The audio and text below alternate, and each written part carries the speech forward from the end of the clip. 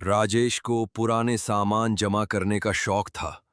वो अक्सर गांवों में जाकर अनोखी चीजें खरीदता और उन्हें अपने घर की लाइब्रेरी में सजाता। एक दिन उसे एक गांव के कोने में एक बूढ़ी औरत से एक पुराना धूल भरा शीशा मिला, काले फ्रेम वाला, थोड़ा टूटा हुआ। उस औरत ने कहा, इस शीशे को मत ले जाओ, इसमें कुछ है जो दिखता नहीं पर होता जरूर है। राजेश हंसा। उसने सोचा कि ये तो सब अंधविश्वास है। उसने शीशा खरीद लिया और घर ले आया। उसी रात कुछ अजीब हुआ। आधी रात को जब सब सो रहे थे, राजेश की पत्नी मीनाक्षी की चीख सुनाई दी। राजेश दौड़ता हुआ उसके कमरे में गया। वो बुरी तरह कांप रही थी। उसने कहा, मैंने शीशे में किसी को देखा। मेरी शक्ल नहीं थी, कोई और था। उसका चेहरा बिल्कुल काला, आंखें बिना पलक की और मुस्कान जैसे मौत की।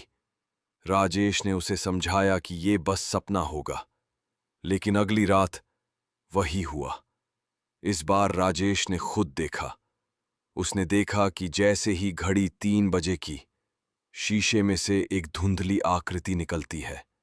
वो धीरे धीरे कमरे में घूमती है, लेकिन असली दुनिया में नहीं, बस शीशे के अंदर।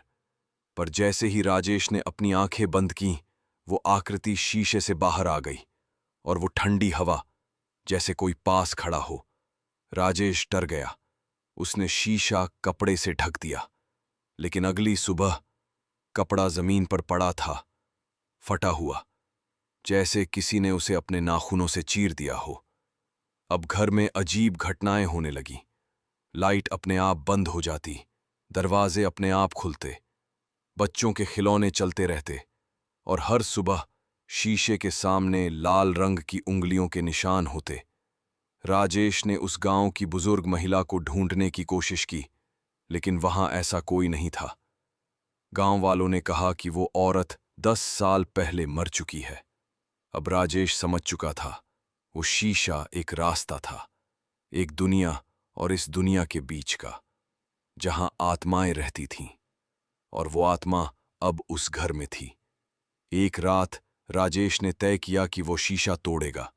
वो हथौड़ा लेकर शीशे के सामने गया, लेकिन जैसे ही उसने मारने की कोशिश की, शीशे में से 2 हाथ निकले और उसे पकड़ लिया।